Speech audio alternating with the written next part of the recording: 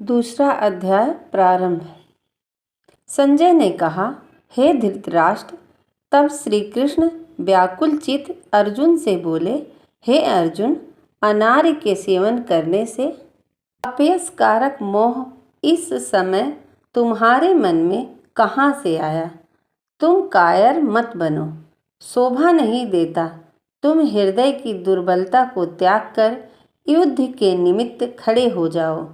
अर्जुन ने कहा, हे मधुसूदन, मैं रण में पूज्य भीष्म और द्रोणाचार्य के ऊपर बाण प्रहार कैसे करूं? उनसे कैसे युद्ध करूं? गुरुजनों को मारकर इनके रक्त से सने भोगों को मैं कैसे भोगूंगा? हम नहीं जानते कि संग्राम में हम दोनों में से कौन जीतेगा। यदि हम जान भी ले तो भी जिनको मार करके हम जीवित रहना नहीं चाहते। वहीं धृतराष्ट्र के पुत्र हमारे सामने प्रस्तुत हैं। मैं आपसे पूछता हूँ, जिससे निश्चय करके मेरा भला हो वह मुझे समझाकर कहिए, क्योंकि मैं आपका शिष्य हूँ। मुझे शिक्षा दीजिए। मुझे पृथ्वी का निष्कंटक राज मिल जाए और देवताओं को भी आधिपत्य मिल जाए तो भी ऐसा कोई उपाय नहीं दिखता जो कि मेरी इंद्रियों को शोक से दूर करे। हे गोविंद, मैं युद्ध नहीं करूँगा। यह कहकर अर्जुन चुप हो गया। संजय बोला, हे राजन, दोनों सेनाओं के मध्य खिन्न होकर बैठे अर्जुन से श्री कृष्ण ने ये वचन कहे, हे अर्जुन, जिनके लिए शोक नहीं करना चाहिए तू उनके लिए शोक करता है, और पंडितों के से वचन तो कहता है, परंतु पंडित लोग ना तो मरों का शोक करते हैं ना जीवितों का। यह बात असंभव है कि मैं पहले ना था ना तुम थे, और ये राजा भी न थे, और इनके बाद भी नहीं रहेंगे। जैसे देहधारियों की इस देह की लड़कपन, जवानी, बुढ़ापा ये अवस्था होती है, वैसे ही मृत्यु के बाद दूसरी देह की भी होती है। इसलिए पंडित लोग मोह को प्राप्त नहीं होते। हे नरश्रेष्ठ, सुख दुख को समान मानने वाले जिस वीर पुरुष को ये बाहरी पदार्थ क्लेश नहीं देते, वह मोक्ष पाने का अधिकारी है। असत वस्तु का तो अस्तित्व नहीं है और सत्य का अभाव नहीं है। इस प्रकार इन दोनों को ही तत्वज्ञानी पुरुषों ने देखा है। जिससे सारा संसार व्याप्त है, उसको अविनाशी जानो, क्योंकि इस नाश रहित आत्मा का विनाश करने में कोई समर्थ नहीं है। अतएव हे भारत, तुम युद्ध करो।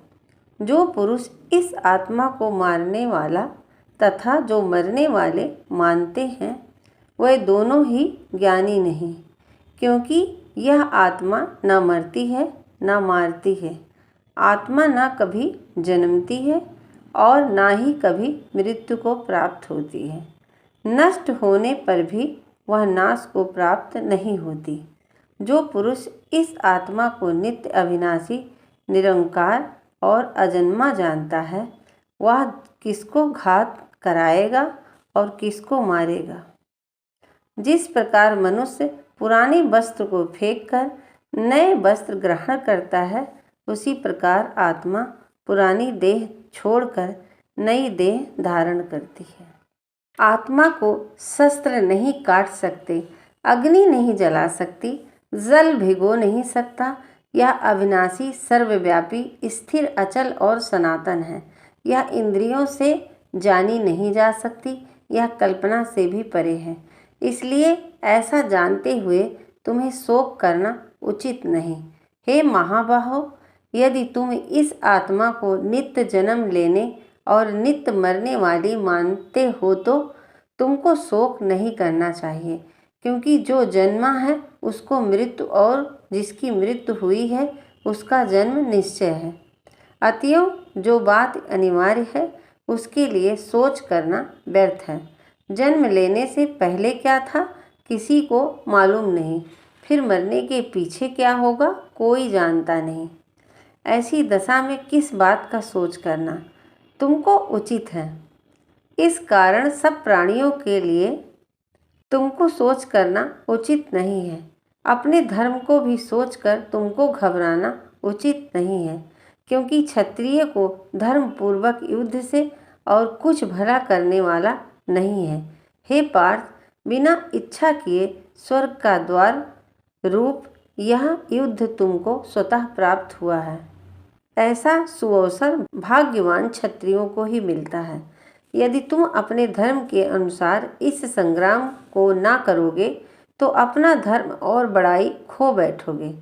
सब लोग तुम्हारी अपकीर्ति करेंगे और प्रतिष्ठा वाले पुरुषों के लिए अपयश का होना मृत्यु से बढ़कर है। हे महारथी, समझेंगे कि अर्जुन डरकर संग्राम से हट गया और अब तक जो लोग तुम्हारा मान करते थे वह अपयश करने लगेंगे। शत्रु लोग तुम्हारे पराक्रम की निंदा करते हुए अनेक प्रकार के दुर्वचन कहेंगे। इससे बढ़कर दुख तुमको और क्या होगा। यदि तुम युद्ध में नष्ट हो गए तो स्वर्ग का सुख भोगोगे और जीतने पर सब पृथ्वी तल पर राज्य करोगे। इसलिए युद्ध के निमित्त दृढ़ प्रतिज्ञ होकर खड़े हो जाओ। सुख दुख, लाभ हानि, जय पराजय इनको समान समझकर लड़ने के लिए तैयार हो जाओ।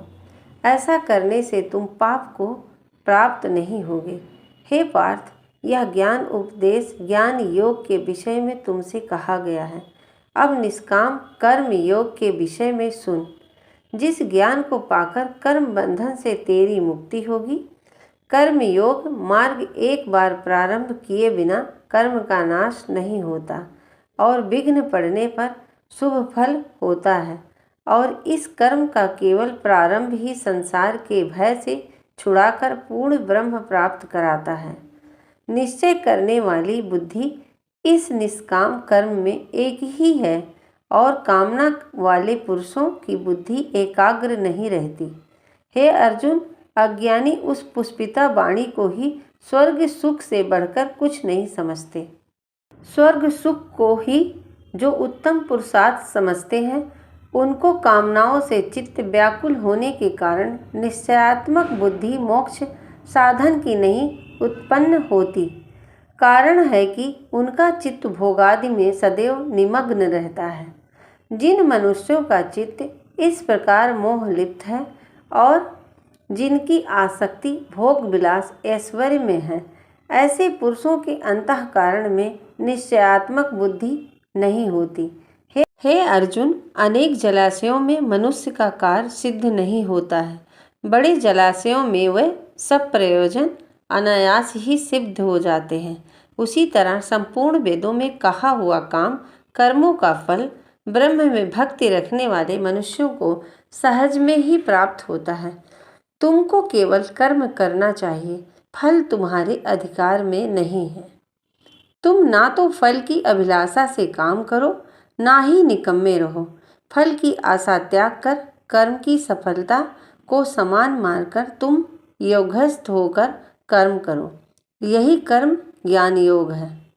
बस बुद्धि योग सहित कर्म से अन्य कर्म अत्यंत हीन है। इसलिए तुम बुद्धि योग का आश्रय ग्रहण करो। फल की इच्छा रखने वाले निष्कृष्ट हो तो निष्काम करने वाला पुरुष ईश्वर कृपा से इसी संसार में सुकृत तथा दुष्कृत इन दोनों का ही त्याग कर देता है। इसलिए तुम निष्काम कर्म में प्रवृत्त हो। कर्म फल को त्याग कर ही बुद्धि युक्त ज्ञानी पुरुष जन्म बंधन से हटकर मोक्ष को प्राप्त होते हैं। जब तुम्हारी बुद्धि मोह वन के बाहर निकल जाएगी, तब तुम्हारा मन आगे सुनने वाली तथा हुई बातों से विरक्त हो जाएगा। जिस समय वह निश्चल होकर आत्मा में स्थित होगी, तभी तुमको तत्व ज्ञान प्राप्त होगा। अर्जुन ने पूछा, हे केशव, आत्मस्वरूप में निश्चल बुद्धि वाला किसको कहा है? उसके लक्षण क्या हैं? श्री कृष्ण जी बोले, हे अर्जुन, जो महापुरुष मन की सब कामनाओं को त्याग देता है और अपने आप में ही प्रसन्न रहता है, उसको निश्चल बुद्धि कहते हैं। दुख में किसके मन को खेद नहीं होता और सुख में किसको आसक्ति नहीं होती, और प्रीति भय क्रोध जिसके जाते रहते हैं, वह महात्मा स्थिर बुद्धि वाला मुनि कहाता है। जो शुभ पदार्थ प्राप्त होने से हर्ष नहीं करता, अशुभ से अप्रसन्न नहीं होता, उसी को स्थिर बुद्धि जानना चाहिए। और कछुआ जैसे अपने अंगों को सिकोड़ लेता है, उसी तरह जो पुरुष अपनी इंद्रियों को विषयों से हटाता है, उसी को बुद्धि स्थिर जाननी चाहिए। निराहारी पुरुष के विषय घट जाते हैं, परंतु विषयों में उसकी चाह बनी रहती है, पर ब्रह्म का अनुभव होने पर चाह भी घट जाती है। हे अर्जुन, मोक्ष में प्रत्यक्ष करने वाले विद्वान व्यक्ति को भी प्रबल इंद्रियां उसके मन को जीत लेती हैं। इसलिए सब इंद्रियों को विषयों से रोक मेरे विषय तत्पर हो जाएं। जिसने इंद्रियों को बस में कर लिया है, उसी की बुद्धि निश्चल है। जो पुरुष विषयों के ध्यान में रहता है, उसकी प्रीति हो जाती है। प्रीति होने से कामना होती है। इच्छा के नापूर्ण होने से क्रोध की उत्पत्ति होती है। क्रोध से अविवेक होता है। अविवेक से स्मरण शक्ति नष्ट हो जाती है। स्मरण शक्ति के नाश होने से बुद्धि क्षय होती है। जिसकी बुद्धि का नाश हुआ, वह विनाश को प्राप्त होता है। जो पुरुष राग द्वेष से रहित अपने मन को बस में रखता है, वह शांति को प्राप्त होता है। शांति मिलने पर सब दुखों का नाश होता है। प्रसन्न चित्त वाले की बुद्धि निश्चल होती है। जो पुरुष योग युक्त नहीं है, उसकी निश्चल बुद्धि उत्पन्न नहीं होती। ईश्वर में भावना नहीं होती। भावना के न होने से शांति प्राप्त नहीं होती। अशांत को सुख कहाँ से मिलेगा? जैसे वायु नाव को जल में खींच ले जाती है, उसी प्रकार इंद्रियां उस पुरुष की बुद्धि का नाश कर देती हैं। इस कारण हे महाबाहो, जिसकी इंद्रियां विषयों से सर्वथा रोक ली गई हैं, उसकी बुद्धि स्थिर है। जो सब प्राणियों की रात है, उसमें संयमी जागता रहता है, और प्राणी मात्र जिस समय जागते हैं, मुनिजन की वह रात्रि है। जल से भरे समुद्र में और नदियों का जल भरने पर भी वह अपनी मर्यादा पर रहता है।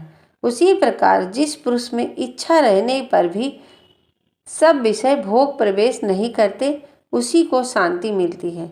विषयों की इच्छा करने वाले को शांति नहीं मिलती।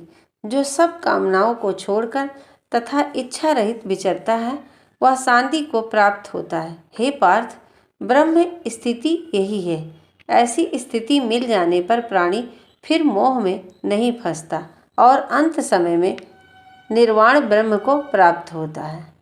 इति दूसरा अध्याय समाप्त। दोस्तों, तो ये दूसरे अध्याय का सार है, और अगर आप पहला अध्याय नहीं देखे हैं तो चैनल पर पहला अध्याय भी है, और आने वाला अध्याय मैं एक एक करके इसमें जोड़ूंगी और इस अध्याय का महात्म्य भी सुनाऊंगी। चैनल पर आप उसे भी देख सकते हैं। यहाँ से आप अपना पुण्य कमा सकते हैं, सुन के भी और किसी को सुना के भी। दोस्तों, भगवत गीता का दूसरे अध्याय का सार कैसा लगा, आप हमें ज़रूर लिखें, और वीडियो पसंद आई तो वीडियो को लाइक शेयर कमेंट ज़रूर करें। चैनल पर पहली बार आए हैं, चैनल को सब्सक्राइब भी ज़रूर करें। Thank you so much. धन्यवाद। जय माता दी।